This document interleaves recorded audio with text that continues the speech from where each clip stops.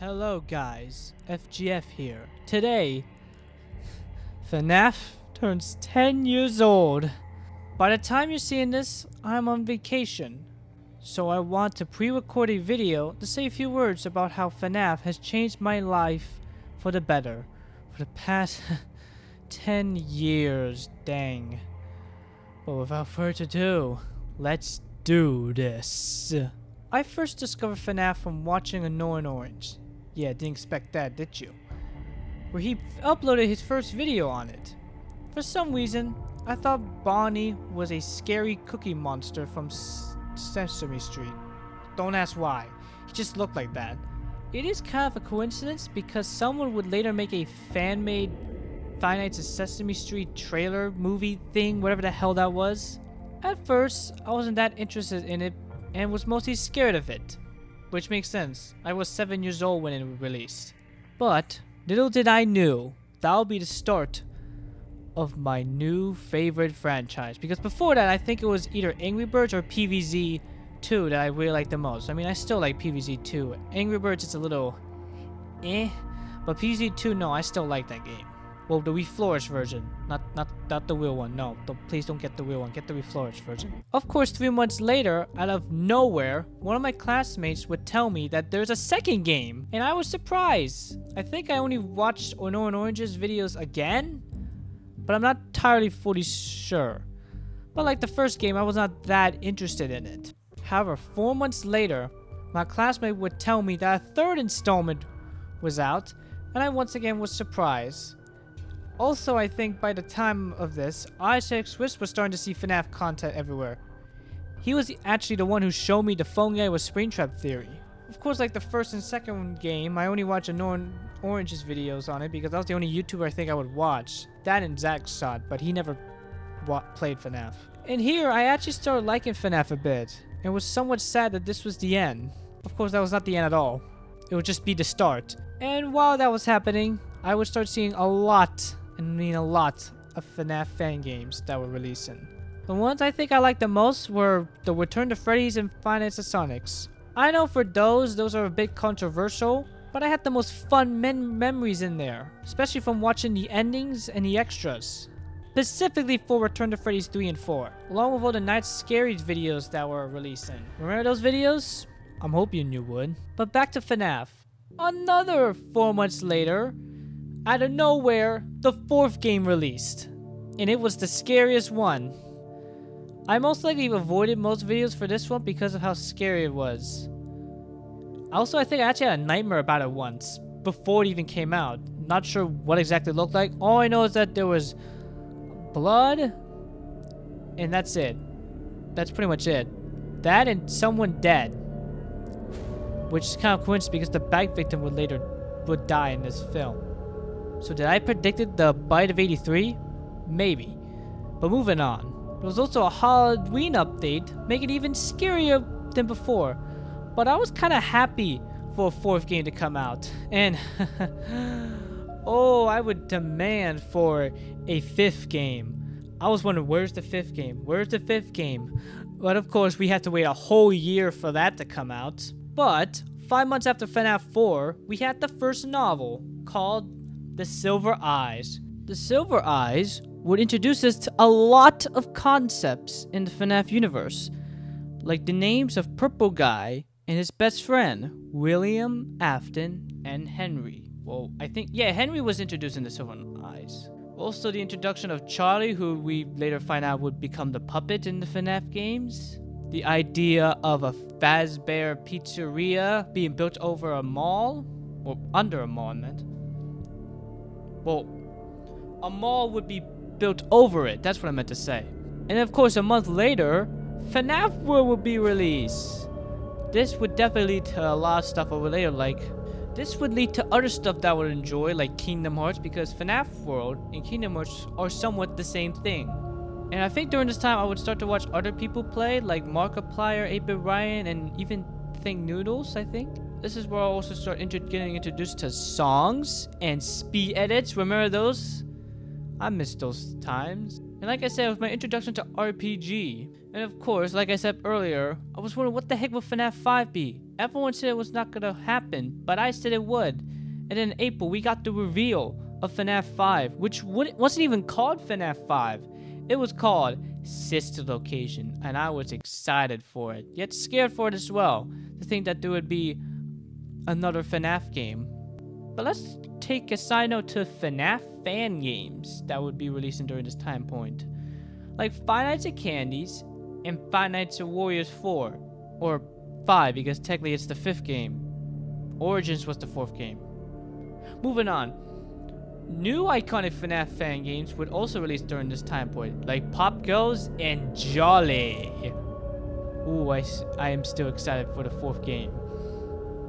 But finally, after 6 months of waiting, Sister Location finally released.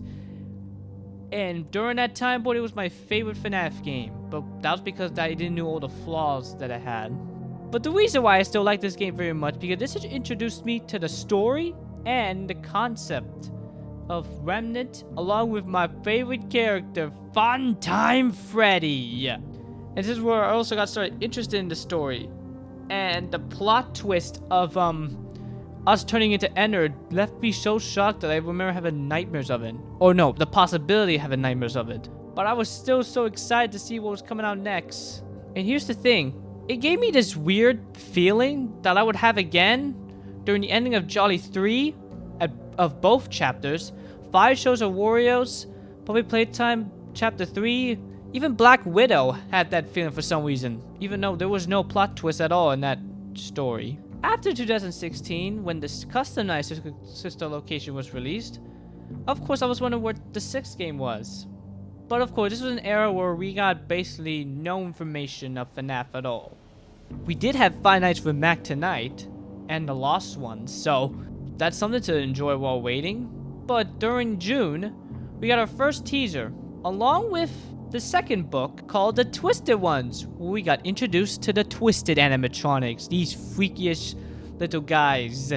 But the excitement for FNAF 6 died down when I heard it was cancelled. Of course, this would lead to one of the biggest trolls in all of history. In December of 2017, while I was in school, I was getting on the computer because it was free time. I saw Freddy Fazbear playing Five Nights at Freddy's 6, and I was so confused. So I went to play. I saw Freddy play it. It seemed normal.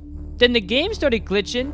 Then out of nowhere, Scrap Baby, or Freak Show Baby as we used to call her, showed up, and that made me realize that it was Sister Location. No, wait, no. I meant FNAF 6, and I was so happy. Because FNAF 6 also introduced us to lots of things, like Molten Freddy, Candy Cadet, the Mediocre Melodies, Little Helpy Boy, Tycoons, Scrap Trap, Lefty, and much more. And, of course, Henry's speech at the end, the true end of FNAF, where he burned everyone, including himself, to the ground, freeing all the spirits. And I think this was the first time where I actually finally accepted that was the end of FNAF, because other times I really wasn't. But this time I really accepted it. But that was until I learned about an Ultimate Custom Night, which I thought originally was just going to be a little update. Well, it was. But it later turned into its own separate game, yet I didn't consider it as the 7th game until Map had cleared that it was the 7th game.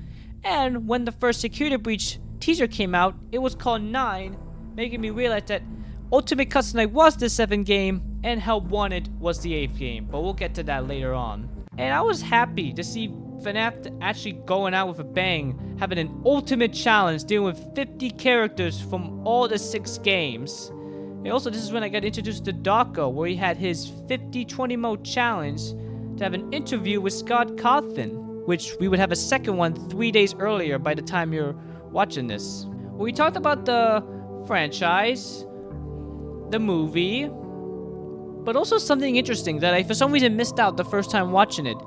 He talked about how the future of FNAF was actually going to be big, having a VR game, AR game, more books, the movie releasing, and that just got me so excited, especially when a month later he would introduce everything he has planning. Well, not exactly. I forgot what the project was called. It was like the Fazbear Mega Project announcement. The first of these new projects was the 8th installment of FNAF called Five Nights at Freddy's VR Help Wanted, released 11 months after the 7th game. This game was not just made by Scott this time. He had help from a team called Steel Wool, who would now be in charge of making the rest of most FNAF games. This introduced me to the concept of virtual reality. Yeah, this game.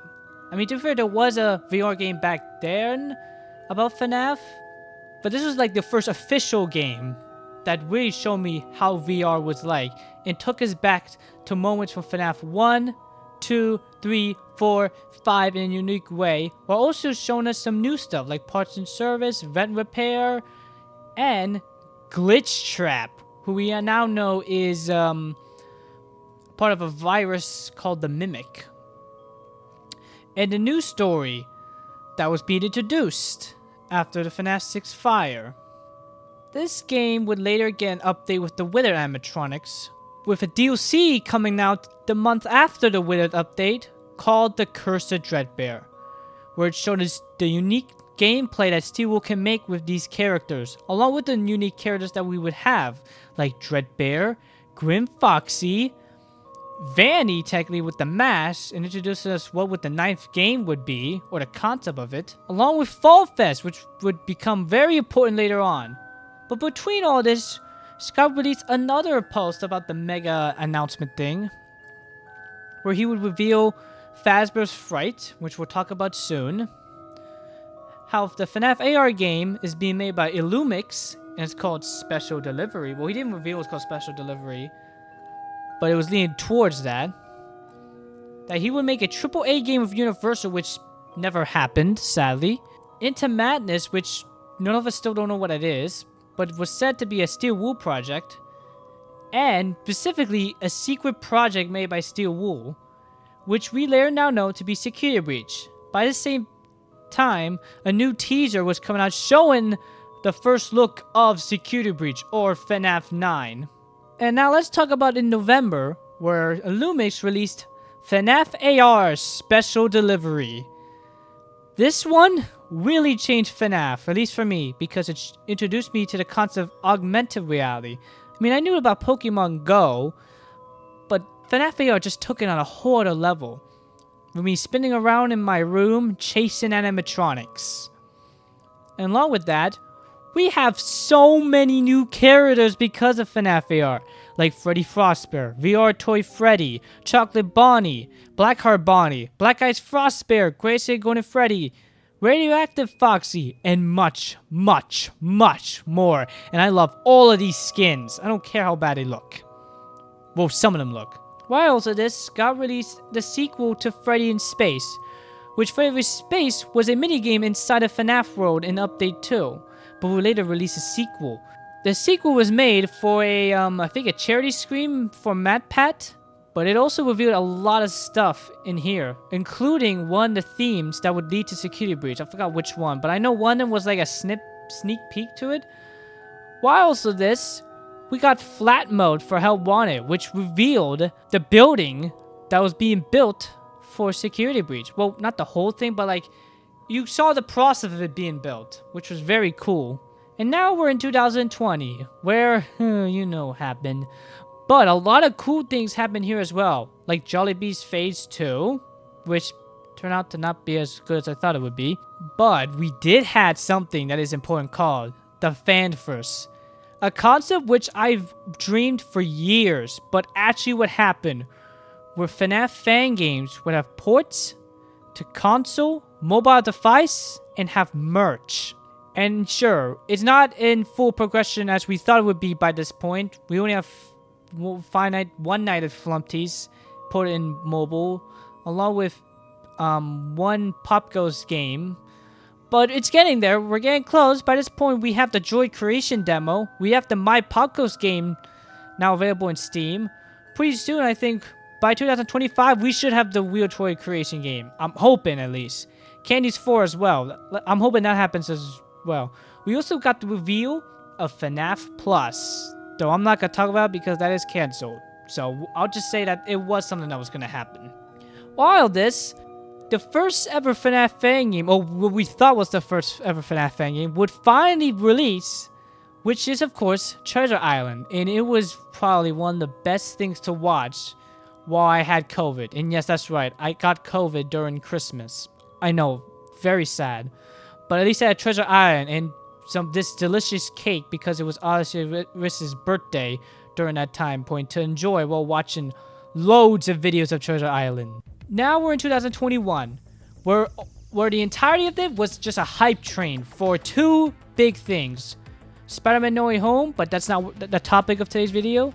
What really is Five Nights at Freddy's Security Breach, and it was a great journey. Going from looking at trailers to playing some fan games to having that one troll game, which wasn't even a troll game, it was just a game to keep us busy, which was Fury Rage, which I forgot what that revealed, but it was just a fun game to play while we wait for Security Breach. What else was there? We also got little teasers of Security Breach with those cartoons, which would later reveal the Blob, Moon, DJ Music Man, and Vanny, to the point where it actually released. And yeah, I enjoyed it. A lot of other people enjoyed it, but not everyone enjoyed it. It changed FNAF a lot, but that's not the reason why it wasn't exactly enjoyable. Let's just say that there was a lot of bugs. A lot of bugs. Or it wasn't that scary at all. I mean, I can understand. Or that the story became nonsense at the point. And sure, but it was still fun to see. But still, we still got introduced to so many new iconic characters like Monty, the daycare, Roxy, okay, their attendant, Sun and Moon, Roxy, DJ Music Man. So got Blob, which is still a great character. I don't care what anyone says. If anything has Five Nights at Freddy related to them, it's already my favorite character. No questions asked. And we have Burn Trap. Also, I should probably talk about the Fazbear Frights. Those were also releasing leading up to Security Breach. We have like 12 of them, with 11 releasing before Security Breach and 1 releasing after. Well, technically there were 2 more. One fan-made by Freddy Pop Collector and another one fan-made by me, and that was a video game, not a book. Anyways, the names for all those books were called Into the Pit, Fetch, 1:35 a.m., Step Closer, Bunny Call, Blackbird, The Cliffs, Gumdrop Angel, The Puppet Carver, Friendly Face, Prankster, and Felix the Shark. With those other 2 were the Deep Sea, I think, and They Found Something. But while that, we learned that there was going to be another series called Tales of the Pizzaplex, which we'll talk about soon. But during 2022, in May, we learned that there's going to be a DLC called Ruin, which will bring the scariousness to a whole new level. And later than we knew, this would be where the story would get insane. Starting with Tales of the Pizzaplex, Lally's Game, got introduced to an endoskeleton. Because if you don't know, in the end of each of these books, we have an epilogue talking about a main character. Fazbear Frights was about the Stitch Wraith. Here, it was about an endoskeleton, which we later learned throughout the books would be called the Mimic. So, let's just talk about what these 8 stories are called. We got Lally's Game, which I already said. You have Haps, Somnophobia, Mechaphobia, The Bubby Dutch Conclusion, Nexie, Tiger Rock, and B72, with a combo book coming out just recently last month with an extra story inside. But all these were leading up to the Mimic, which was cool because when we played the Ruin DLC, which finally released in July, we saw the Mimic in the game, and I just knew the story was about to get insane. But that wasn't the only fun thing that happened in 2023. Because during 2022, we finally got confirmation that the FNAF movie script was finished, that they were starting working on the animatronics. Then later we would get the cast. Then later, the film would start filming in February. Then later, would conclude in April very quickly. And then in May, we got our first teaser. With June getting our second teaser. Well, actually our first trailer. And in August, we got our second and final trailer with loads of TV spots in September and October leading up to its actual release, becoming the best movie ever seen of all time. I was so happy when this finally released. And the hype was getting so real. And that wasn't even the end yet. Throughout the years, I always had a question in my mind. Something that was so simple, but was very effective to me. What the heck was Five Nights at Freddy's 10 going to be? I know this may not be a big deal, but this is the 10th game. The 10th game. In my mind, it had to be the best out of all the 9 previous games. And then, of course, in May again, I would finally have my answer. Because Sony would release a state of play showcasing VR games in this new PSVR 2, which I kind of, for some reason, thought would not exist, but it does. But one of those teasers was the 10th FNAF game called Five Nights at Freddy's Help Wanted 2. And I knew this was gonna be amazing because Help Wanted 1 was already great. The possibility of Help Wanted 2 was just blown up in my mind. And especially how the teacher showed that it was going to focus on the games I Help Wanted to focus on, which was System Location to Security Breach. Well, actually, System Location to FNAF 6, but I knew with the sequel it would also focus on Security Breach. And when I saw the first trailer, I was just excited. Finally seeing FNAF 6 characters, how they would work in VR, how the minigames would work, how its System Location minigames would work. And then the game would finally release on December 14th last year. And did it live up to the hype I wanted a FNAF 10 to be? It absolutely did.